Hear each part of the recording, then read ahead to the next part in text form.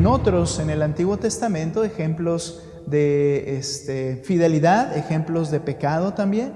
Entonces es importante el poder, hermanos, estudiar el Antiguo Testamento. Ahora, 2 de Samuel entonces, por favor, capítulo 7. Ya vemos y hemos sabido que 2 de Samuel va a describir ahora el reinado, 40 años del reinado ¿de quién? David. Ya vimos a Saúl en 1 de Samuel, ahora vemos el ascenso de David. Y David ya estando en el trono, ¿verdad? Se describe este capítulo 7, un pasaje importante. Importante el capítulo 7 porque habla de un pacto, cuyo pacto, este pacto realizado Dios con David, tiene su cumplimiento en el Señor Jesucristo y aún en el reino venidero. ¿Ok? Entonces es un pacto que está vigente y es lo que vamos a ir viendo aquí en 2 de Samuel capítulo 7. Por favor, noten primeros versículos de 2 de Samuel 7. Sucedió que cuando el rey David ya moraba en su casa, es decir, ya está en Israel, en Jerusalén, y el Señor le había dado descanso de sus enemigos por todos lados, el rey dijo al profeta Natán, primera vez que se menciona, un profeta importante, uno de los que se cree escritores de los libros de 2 de Samuel, y luego dice, mira, le dice a Natán, yo habito en una casa de cedro, pero el arca de Dios mora en medio de cortinas. ¿Recuerdas que lo trajeron el arca ya? David tenía listo un lugar para ella. En medio de cortinas, era un tabernáculo como en el tiempo de Moisés. Ahora dice el verso 3, entonces Natán dijo al rey, vaya, haga todo lo que está en su corazón, porque el Señor está con usted. La semana anterior hablábamos acerca de cómo Dios implanta deseos en el corazón y que de esa manera también el Señor nos hace conocer su voluntad para nuestra vida en particular. Pero vimos también cómo cuando Él implanta un deseo, siempre estará de acuerdo a su palabra y no fuera de ella. ¿Ok? Eso también lo estudiábamos. Ahora, vemos aquí que hay un deseo de David de edificar un lugar para el arca. Y Natán lo motiva diciéndole, vaya y haga lo que usted desea, porque el Señor está con usted. Ellos veían la bendición de Dios en su vida. Bien, ahora, antes de continuar y de hablar del pacto, quiero introducir de esta manera, que desde el mismo día sexto de la creación, ¿qué fue lo que se creó el día sexto? ¿Qué creó Dios el día sexto? No se creó solo. ¿Qué creó Dios el día sexto? ¿Mandé? No le escuché. Al hombre, muy bien. Al hombre, al ser humano, Adán y Eva, ¿verdad? Desde el mismo día sexto de la creación, Dios se ha manifestado como un Dios que es relacional y personal. Dios crea a Adán y Eva, el Todopoderoso, el Eterno, ese Dios invisible, ese Dios sabio, ese Dios que es autoexistente, es decir, nadie lo creó, pero también es autosuficiente. ¿Qué quiere decir esto? No necesita de nada. Bueno, ese Dios se complace en tener relación con el hombre. Se complace con tener relación con esa criatura que la Escritura dice que fue hecha de forma especial porque fue hecha a imagen de Dios. Entonces, para ir entendiendo, no es que Él nos necesitaba porque se sentía solo, pero desde el principio Él tenía una relación con el hombre y lo buscaba y hablaba con él. Y así es ese Dios tan grande, a la vez relacionado con su criatura que Él había hecho. Ahora, al caer la humanidad en pecado, cuando ellos de manera deliberada y de manera voluntaria ofenden al Señor y desobedecen y pecan, Dios no abandona a su creación. No los deja a su suerte, como algunas culturas lo creen, que Dios ha abandonado a la creación. Sí, hay un creador, pero ya Dios la dejó a sus propias expensas. No es así. Dios no la abandonó, sino que desde el principio Él está desarrollando la historia de la redención de Dios, en la cual Él quiere y Él va a reconciliar al hombre consigo mismo. Esta reconciliación, lo sabemos ya nosotros, es por medio del sacrificio único, ese sacrificio perfecto y suficiente de su Hijo. Y como meta final, no solamente reconciliar a Dios con el hombre, sino también la glorificación de ese hombre. En un sentido podríamos decir regresar a un estado, o no regresar porque creo que el estado será superior, pero el Señor vuelve a restaurar las cosas, glorificando a ese hombre y todo para su gloria y su exaltación del mismo Dios. Ahora, entonces, con esto estamos viendo que Él está desarrollando un plan. Él está desarrollando una historia completa de redención del hombre. Ahora, en todo ese camino, a través del cual Dios está llevando a cabo su proyecto de redimir a los pecadores, el Señor compromete su nombre haciendo pacto con ellos. Pactos con los hombres. ¿Para qué? Para bendecirlos y para cumplir sus propósitos. Sin embargo, hay algo. Siempre que había un pacto en el cual el hombre pecador tenía una cláusula que tenía que cumplir, es decir, un pacto bilateral. Por ejemplo, ¿cuál de estos podríamos pensar? Bueno, el más claro, el de Moisés, la ley. Si tú guardas la ley, yo te voy a bendecir. Pero si tú no cumples la ley, yo te voy a maldecir. Y al final de cuentas, cuando el hombre tiene en sus manos y debe hacer algo, siempre va a fallar. ¿Por qué? Porque el hombre es falible. Y entonces el pacto, la ley fue anulada. Ese pacto mosaico, llamado así, fue anulada porque el hombre no cumplió su parte. Pero en la sabiduría y bondad de Dios, que ha sido demostrada a través de otro tipo de pactos, los pactos en los que Dios se compromete a hacer algo sin poner en las manos del hombre una parte para que esto funcione. A esto se le llaman pactos unilaterales. Algunos de esos pactos, bueno, todos esos pactos unilaterales que Dios realiza con los hombres, son pactos que son irrevocables, pactos que serán cumplidos, pues todos ellos dependen solamente de Dios y de su carácter fiel. Hemos estado cantando acerca de su gracia, hemos cantado acerca de qué grande es su fidelidad, y es que es de lo que vamos a hablar. Dios hace pactos que dependen solo de su carácter fiel. Algunos de ellos que aún siguen vigentes, el pacto abrahámico. De tu simiente, le dijo a Abraham, bendeciré a todas las familias de la tierra.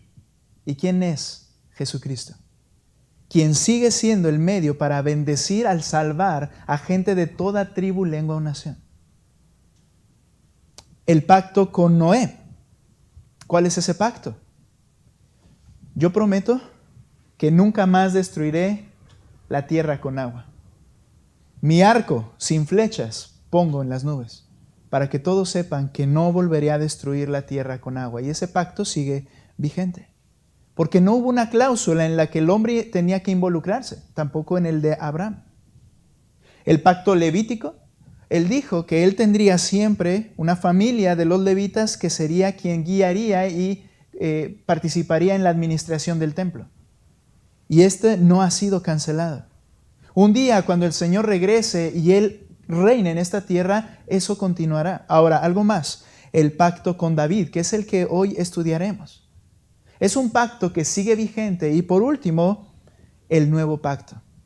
Ese nuevo pacto en el cual Jeremías lo habla de él, Ezequiel habla de él, y Cristo cuando está en la Pascua con sus discípulos dice, esta es la sangre del nuevo pacto. Ese pacto en el cual dice, yo te cambiaré el corazón de piedra por uno de carne, pondré mi espíritu dentro de ti, haré que me obedezcas. Y todo eso, hermanos, somos participantes de ese nuevo pacto y nada depende de nosotros para que se cumpla. Ahora, hablando de estos pactos que siguen vigentes, lo que vamos a hablar hoy como tema es que Dios es fiel a su pacto. Dios es fiel a su pacto. Él es fiel a su pacto. Por medio de lo que vamos a estudiar en 2 de Samuel 7, vamos a ver que por medio del pacto davídico, veremos que los pactos hechos por Dios con el hombre siempre se cumplen, pero se cumplen en tres aspectos. Primero, en el tiempo y manera de Dios. Segundo, por medio de los recursos de Dios. Y tercero, para la gloria de Dios y bendición del hombre. Repito nuevamente, siempre es en el tiempo y manera de Dios, por medio de los recursos de Dios y para la gloria de Dios y bendición del hombre. Ahora, empezando con este primer punto, Dios es fiel a su pacto, en su tiempo y a su manera. David tiene un deseo.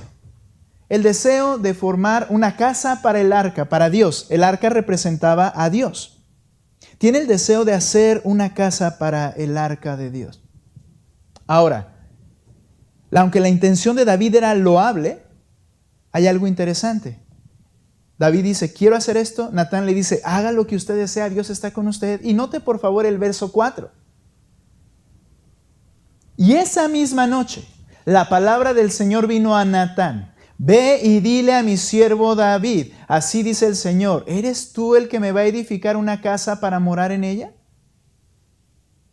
En otras palabras, ni Natán ni David habían consultado previamente la voluntad de Dios. No la habían consultado. Y Dios interviene y Él pone un alto y dice, no. Hace dos preguntas retóricas en el versículo 5 al verso 7 y ambas preguntas demandaban la respuesta misma. La respuesta era no.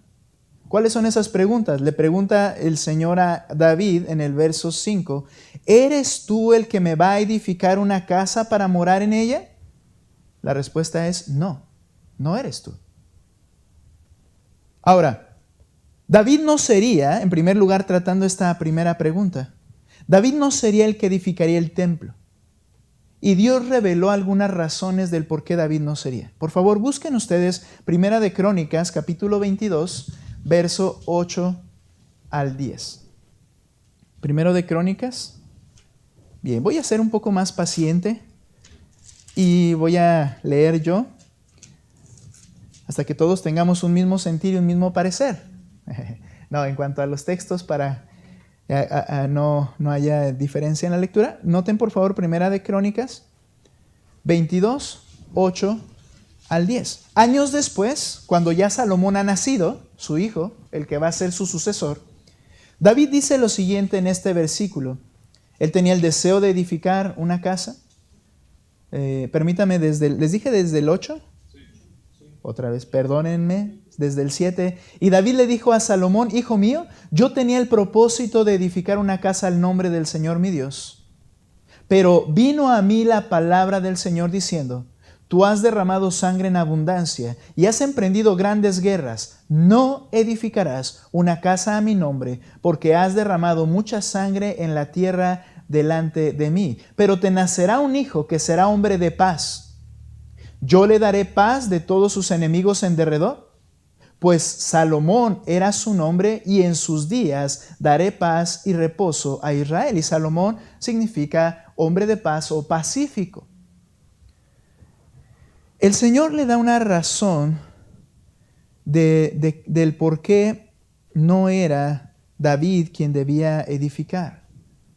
Le pregunta, ¿tú me has de edificar casa? Regresa conmigo a 2 de Samuel 7 y les dice en el verso 6, pues no he morado en casa desde el día que saqué de Egipto a los israelitas hasta hoy, sino que he andado errante en una tienda y en un tabernáculo.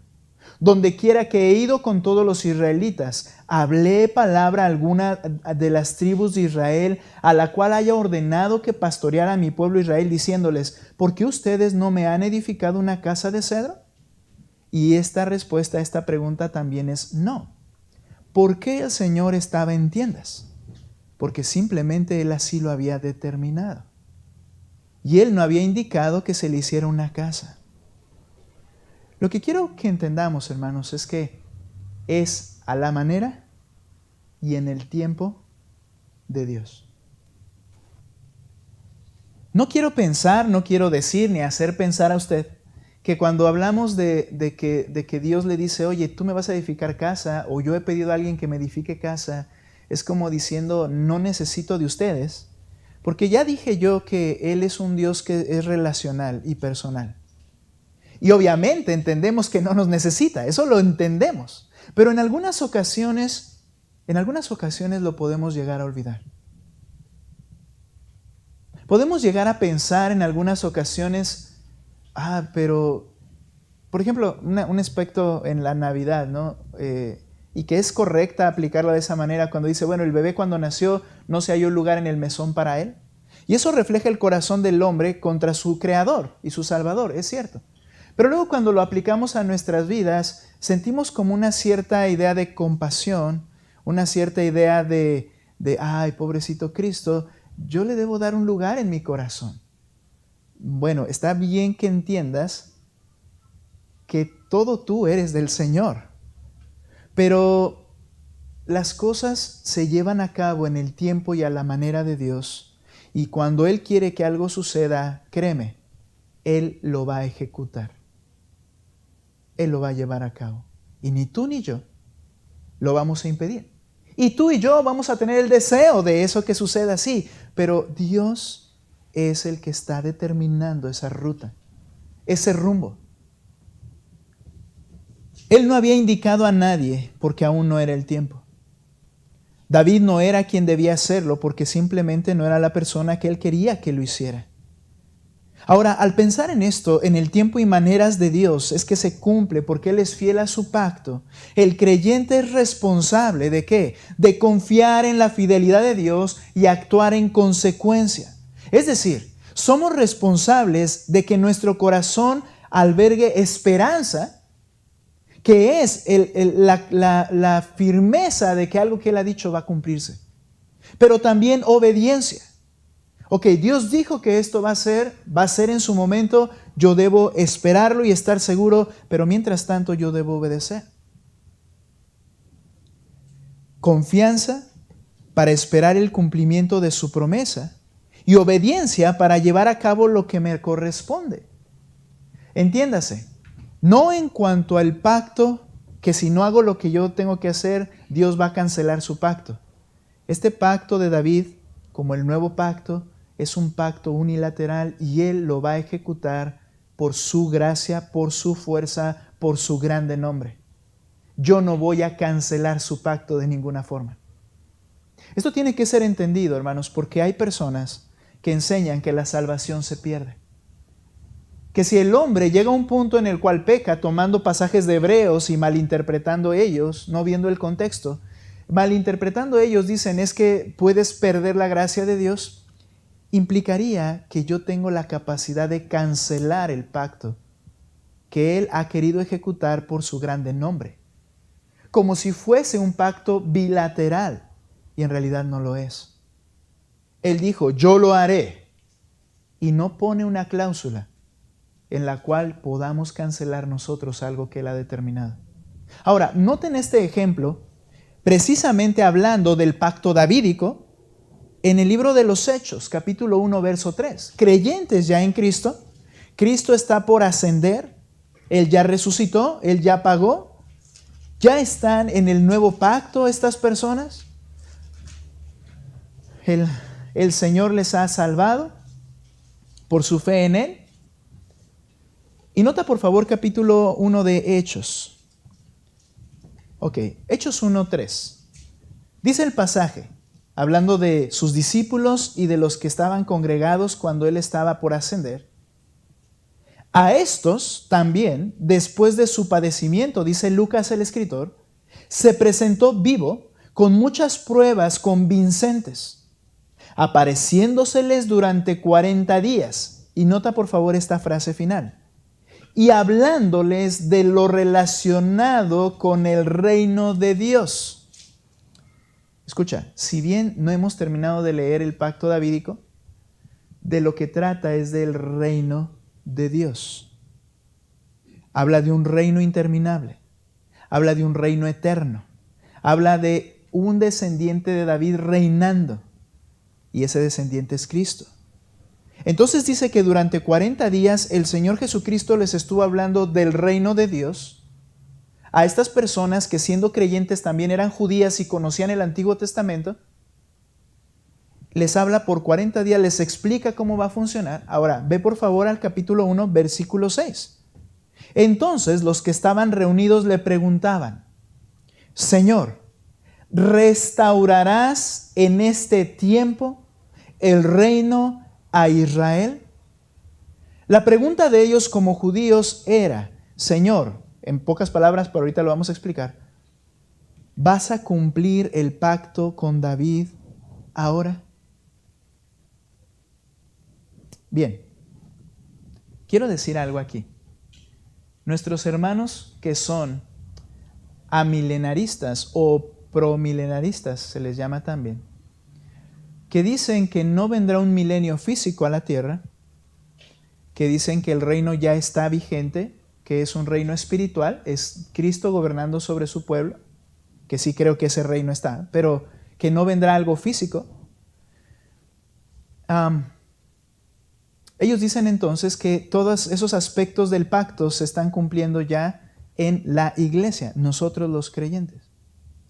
Y este pasaje me hace pensar, y otros textos, que es difícil pensarlo de esa manera, por lo menos es mi percepción. Durante 40 días les habla de cómo va a funcionar el reino de Dios. Y luego le preguntan: ok, ¿y eso se va a ejecutar ahora? Sería como que el Señor dijera así como que, o sea, estuve 40 días diciéndote que no va a haber reino, que ya no va a haber reino, que el reino se cumple en la iglesia, y me preguntas si realmente lo voy a restablecer a David, a Jesucristo como David, como el descendiente de David, un reino como está explicado en el Antiguo Testamento. Bueno, no entendiste nada. No. Creo que este es un argumento que nos hace entender que aún falta cumplirse esto del reino físico, porque es un pacto vigente. Pero hay otra cosa. Dejemos eso un poquito de lado. Viene una pregunta y le dicen: ¿será ahora? Y mira lo que dice el verso 7. Jesús les contestó: no les corresponde a ustedes saber los tiempos ni las épocas que el Padre ha fijado con su propia autoridad. Es decir, así como con David, hay cosas que es en el tiempo ¿de quién? De Dios. Y aunque a David le dio una razón, a nosotros no siempre nos da razones. ¿Recuerdas a Job? No le dio razón alguna del por qué le estaba pasando lo que le estaba pasando. Y a ellos les dice: mira, eso no es algo que tú necesitas conocer o saber. Pero, verso 8, recibirán poder cuando el Espíritu Santo venga sobre ustedes y me serán testigos en Jerusalén, en toda Judea, en Samaria y hasta los confines de la tierra. Entonces el creyente es responsable de confianza porque las promesas del Señor se cumplirán, porque Él las dijo, se van a cumplir, Él es fiel, y obediencia para llevar a cabo lo que debo hacer mientras tanto. Dios no tarda. Dios es perfecto en sus maneras y tiempos. Dios no se equivoca en lo que pasa, no solo en el cumplimiento del pacto davídico, sino en el cumplimiento de cada circunstancia de nuestra vida. Dios no se equivoca. No se le fue de las manos. A veces tenemos un concepto de Dios que Él está actuando en base a los resultados que se van dando. No vino mi hermano amado tal. Híjole, el Señor se agarra los ojos y dice: y yo te estaba hablando y no viniste. No, créeme que no. Él no actúa en respuesta. Él es el que está controlando y guiando cada circunstancia. Esa es la fe, la esperanza que nosotros tenemos. Pero yo tengo que hacer lo que Él me dice que ahora yo debo de hacer. Soy responsable de llevarlo a cabo. Hay un pasaje, 2 de Pedro capítulo 3, importante, acerca de este tema, la venida de Cristo, el regreso del Señor. 2 de Pedro capítulo 3, verso 8. Muy bien. Había algunos que estaban enseñando que ya el Señor había venido, que habían venido de una forma espiritual Y de esa manera había causado estragos en las iglesias que habían entendido que las iglesias están esperando a Cristo de manera física. Y alguien viene y dice, es que ya vino, o cosas como estas. Y otros, como en el verso 8, mire lo que dice, pero amados, no ignoren esto, que para el Señor un día es como 1000 años y 1000 años como un día. Y ya he dicho esto varias veces, esta no es una calculadora bíblica, ¿ok? El Señor dijo que viene en un día o dos por 1000, entonces no. La idea es, Dios es eterno, su tiempo Él no está sujeto a tu tiempo, ni a mi tiempo. Y entonces, ¿qué dice? El Señor no se tarda en cumplir su promesa. ¿Qué quiere decir que no se tarda? Que el tiempo que Él ha establecido será el tiempo preciso. No lo está atrasando, no lo está adelantando por más que ores, hermano. Cuando la Escritura nos dice que oremos, venga tu reino, no quiere decir que con eso el Señor se está motivando para ir o no.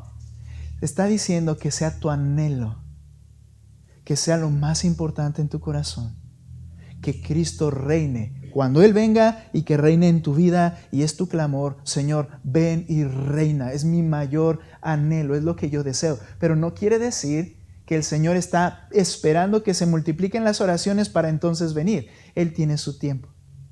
No se está tardando, no se está adelantando. El Señor no se tarda en cumplir su promesa. Según algunos algunos entienden la tardanza, sino que es paciente para con ustedes, no queriendo que nadie perezca, sino que todos vengan al arrepentimiento. Pero el día del Señor vendrá como ladrón, en el cual los cielos pasarán con gran estruendo, los elementos serán destruidos con fuego intenso, y la tierra y las obras que hay en ella serán quemadas. Puesto que todas estas cosas, las que luego nos preocupan tanto, han de ser destruidas de esta manera, ya no agua, porque el pacto de Noé continúa, será fuego, no sé qué tú y yo preferiríamos, pero dice será fuego. Dice, si esto va a ser destruido, ¿qué clase de personas no deben ser ustedes en santa conducta y piedad, esperando y obedeciendo?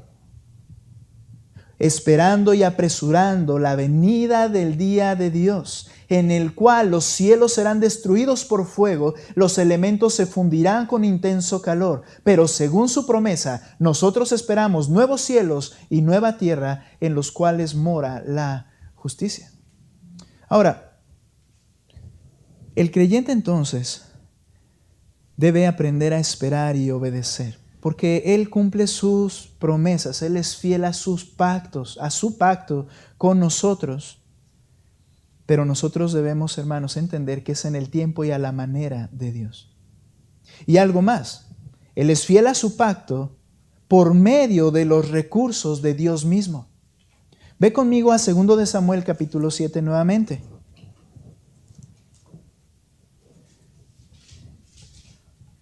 Segundo de Samuel 7. ¿Ok? Entonces, David quería hacer una casa, le dice, no, espera. Verso 8. Nota, te vuelvo a recordar, por medio de los recursos de Dios mismo. Vamos a ver algunos aspectos de este pacto con David. ¿Ok?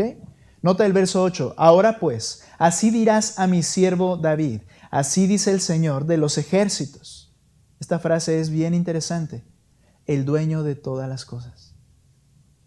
De los ángeles, el dueño de las estrellas, el dueño de todo, dice, yo te tomé del pastizal, de seguir las ovejas, para que fueras príncipe sobre mi pueblo Israel. Verso 9, para no cortarlo. Y he estado contigo por donde quiera que has ido, y he exterminado a todos tus enemigos de delante de ti, y haré de ti un gran nombre, como el nombre de los grandes que hay en la tierra. En estos elementos del pacto y cómo Dios hace y cumple fielmente sus promesas y su pacto por medio de sus recursos, notamos que es un acto soberano de Dios al elegir a David. Estos aspectos se cumplen directamente, obviamente, en la vida del rey David. O sea, ¿él qué era? Pues simplemente el más pequeño de su casa, el que andaba en los campos cuidando las ovejas. De hecho, se burlaban sus hermanos, ¿verdad?, de él cuando le decía, vete a cuidar esas pocas ovejas de mi padre, ¿qué haces aquí? Y dice el Señor, yo soberanamente fui el que te tomé, te engrandecí. ¿No es un premio a alguien que no ha hecho nada? ¿No es un resultado de la grandeza de una persona? Es un acto soberano, es una decisión de Dios al elegir a David, ponerlo en ese lugar y luego hacer un pacto con él. Esto se aplica obviamente de manera directa también, lo podemos entender a nuestra propia vida. ¿Por qué el Señor te llamó y por qué estás aquí y por qué aquel no? Créeme, no es porque tú y yo seamos mejores. De hecho, la idea es la contraria. ¿Te acuerdas de Corinto? No, Él escogió lo peor para demostrar lo que Él puede hacer en lo peor y ser de impacto a este mundo. Es un acto soberano del Señor. Esos pactos unilaterales es algo que Él quiere y hará y ejecutará por su grande nombre y soberano nombre. David quería hacerle casa, dice, espera, yo fui el que te tomé. Yo soy el que te está engrandeciendo. ¿Qué más hay en este pacto? Nota en verso 10, una tierra para Israel. Asignaré también un lugar para mi pueblo Israel y lo plantaré allí, a fin de que habite en su propio lugar y no sea perturbado de nuevo, ni los malvados lo aflijan más como antes. Este pacto davídico implica también no solamente la elección de David, sino una tierra y protección para el pueblo de forma permanente. Dice que nunca más serán atacados ni echados de allí.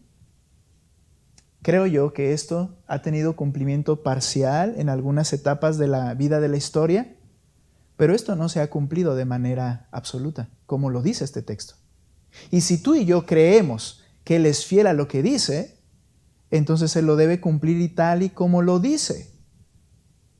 Y Él dice que será un lugar para Israel, para la nación, donde nadie más lo perturbará de nuevo. Esto no ha sucedido aún. Ha habido etapas de paz, pero incluso ahora el pueblo de Israel no está en su propia tierra libremente.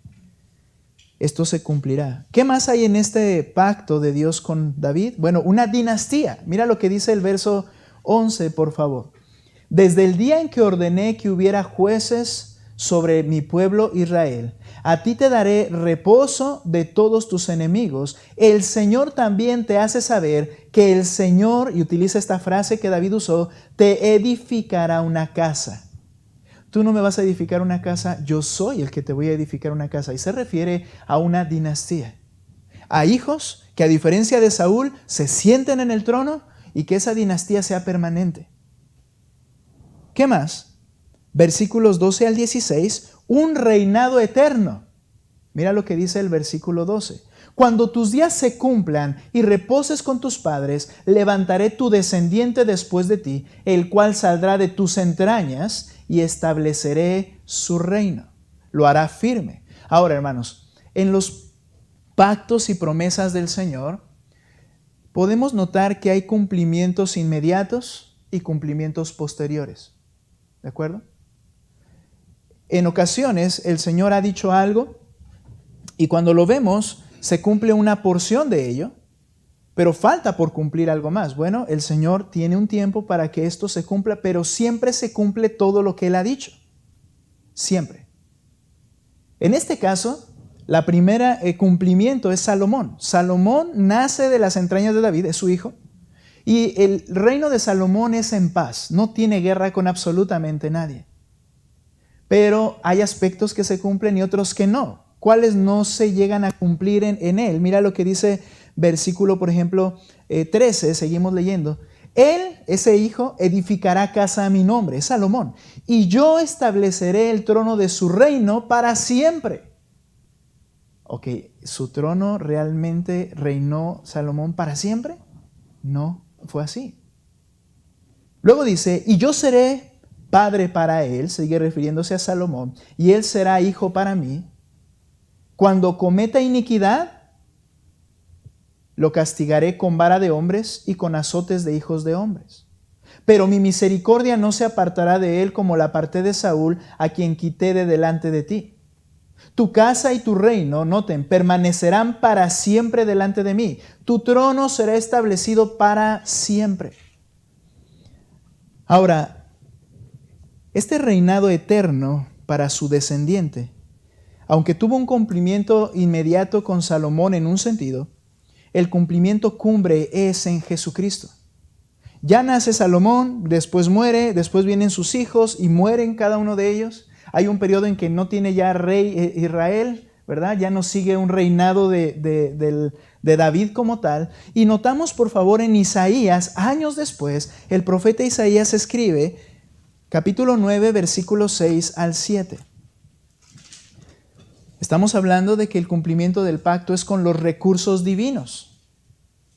Ok, ¿cómo podía alguien entonces ser fiel al Señor y permanecer su reino para siempre? Isaías capítulo 9, versículos 6 al 7, por favor. Yo ando un poquito alejado. Isaías 9, 6. Porque un niño nos ha nacido. 500 años antes, un hijo nos ha sido dado.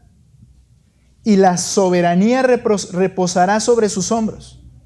Y se llamará su nombre admirable consejero, Dios poderoso, Padre eterno, príncipe de paz. ¿Recuerdas cuál era el nombre de Salomón? Hombre de paz. Aquí se refiere príncipe de paz. Ya Salomón ya murió. ¿A quién se refiere? Verso 7. El aumento de su soberanía y la paz no tendrán fin.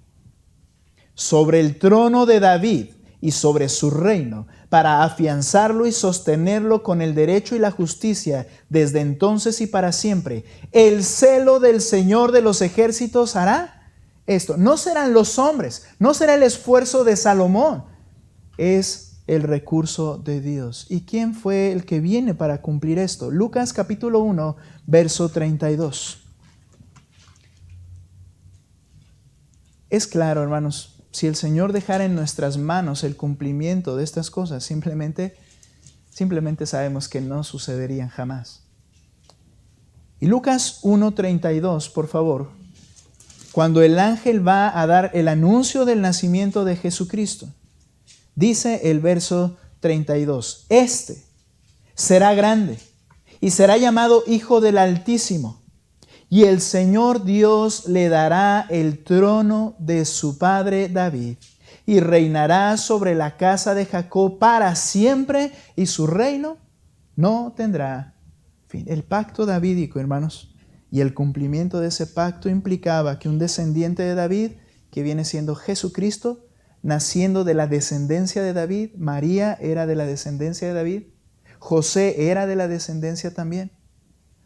Y en el nacimiento entonces de Cristo, como hijo de David por parte de José, en el nacimiento de Cristo, Él es el que va a cumplir ese reino permanente. Entonces ahora, recuerda, el cumplimiento de los pactos y promesas del Señor a veces son inmediatos y otros son posteriores. Viene Cristo, pregunta, ¿por qué lo rechazaron? Porque ellos decían, este es el Hijo de David, que viene a ¿qué? Viene a reinar. Ellos entendían lo correcto, pero Él no reina de manera física.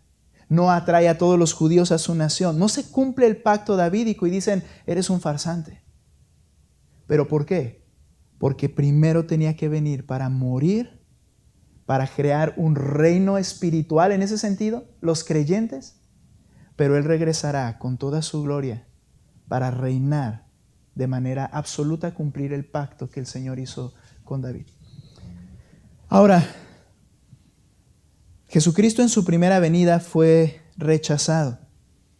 Aunque ellos pensaban que Él sería la respuesta, Mateo 21:9 dice que cuando Él llega en un pollino, como estaba profetizado que el Hijo de David llegaría, toda la gente comienza a gritar, Hosana al Hijo de David, ¿recuerdas? Reconocían que Él era el cumplimiento. Hosana en las alturas, y creían que era el rey, y entra. Y después de unos días, por lo menos una semana, menos de una semana, comienza esa misma gente a gritar, crucifícale. ¿Por qué? Porque era un impostor para ellos. Entonces, en ese lapso, el Señor Jesucristo, después de ser alabado como el Hijo de David, quiero que veas un texto más, por favor, Mateo 23, 37. Mateo 23. Ya sucedió que Él entró a Jerusalén, ya le cantaron, bendito el que viene en el nombre del Señor. Pero hay una contradicción allí en sus mentes. No creen en Él al final de cuentas. Y entonces el Señor les dice una advertencia a la ciudad de David, Jerusalén, capítulo 23, versículo 37. Jerusalén, Jerusalén, la que mata a los profetas y apedrea a las que son enviados a ella. ¿Cuántas veces quise juntar a tus hijos, como la gallina junta sus pollitos debajo de sus alas, y no quisiste? Por tanto, la casa de ustedes se les deja desierta. Porque les digo que desde ahora en adelante no me verán más. Él iba a morir y ya no le iban a ver. Hasta que digan, bendito aquel que viene en el nombre del Señor. La diferencia es que cuando lo vuelvan a decir, lo dirán de manera genuina.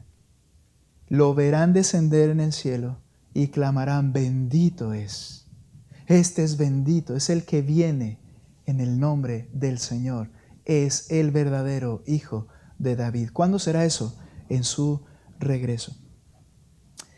Dios cumplirá entonces sus promesas por medio de sus recursos. Hay que entender algo, hermanos. Dios es fiel aun cuando su pueblo llega a no ser fiel. El apóstol Pedro dice, Él mismo los va a confirmar, Él mismo los va a fortalecer, Él mismo los va a establecer. Esperen, Él mismo lo va a hacer. Y tenemos esa confianza, hermanos, porque Dios es fiel a su pacto, Dios es fiel a sus promesas. Tenemos la seguridad de que si Dios nos llama a la muerte, estaremos con Él. ¿Por qué? ¿Porque estoy bien convencido? No, porque Él ha demostrado que Él es fiel. Él es fiel. Y termino con esto. El Señor, entonces, lleva a cabo su pacto en su tiempo y a su manera, por medio de sus recursos, y al final, para la gloria de Dios y bendición del hombre. Regresa a 2 de Samuel, solo lea unos textos y quiero que veas. Sí, el Señor nos quiso bendecir. El Señor nos bendice con toda bendición espiritual. Y al final es para que Él sea exaltado como bondadoso, misericordioso y fiel. Nota entonces, cuando David escucha esta promesa, ve lo que dice el 18. Entonces el rey David entró y se sentó delante del Señor. La idea es que se sentó frente al arca. Y dijo, ¿quién soy yo, oh Señor Dios? ¿Y qué es mi casa para que me hayas traído hasta aquí? Él entiende que el que es bendecido no es Dios por tener a David, es David por tener a ese Dios. Y aún esto te fue insignificante ante tus ojos, oh Señor Dios, pues también has hablado de la casa de tu siervo concerniente a un futuro lejano. Entendía que no era con Salomón. Y esta es la ley de los hombres, oh Señor Dios. Es decir, que esto que le haría bendeciría a todo el mundo. ¿Y qué más podría decirte David? Pues tú conoces a tu siervo, oh Señor Dios, a causa de tu palabra conforme a tu propio corazón, tú has hecho toda esta grandeza para que lo sepa tu siervo. Y entonces mira lo que dice, oh Señor Dios, por eso tú eres grande. Pues no hay nadie como tú, ni hay Dios fuera de ti, conforme a todo lo que hemos oído con nuestros oídos. Todo esto que el Señor hace y el cumplimiento de ello es para que Dios sea exaltado. Recuerda, el héroe de la Escritura no son los personajes humanos. El héroe de la Escritura es Dios siendo exaltado con lo que Él está haciendo en personas imperfectas e infieles, como tú y como yo. Gracias a Dios por ser fiel. Gracias a Dios porque no depende de quién soy yo, depende de lo que Él ha prometido. Él es fiel a su promesa. David descansó sabiendo que esto sería una vez cumplido. Viene Cristo y Él dice, no te toca saber los tiempos y las sazones, te toca hacer lo que te toca hacer, pero sabemos que Él lo cumplirá. ¿Qué logra esto? Cuando entiendes esto, ¿qué logra en tu corazón? ¿Qué ansiedades se quitan? ¿Qué preocupaciones y cargas pueden ser dejadas en sus manos? Gracias a Dios porque Él es fiel a su pacto. Vamos a orar, por favor, puestos en pie. Señor, gracias por esta oportunidad en tu palabra. Queremos exaltar tu nombre porque creemos que tú eres así, tú eres fiel. Tú, Señor, nos has traído a tus pies por medio de tu pacto, nuevo pacto a través de Cristo. Y tú, Señor, ya nos has sentado en tu gloria y todo el proceso que implica todo eso, tú lo harás y para ti lo has hecho. Gracias, Señor. Eso debe motivarnos a obediencia, a santidad, a fidelidad, a sacrificio. Que seas tú honrado y glorificado siempre en nuestras vidas. En Cristo Jesús.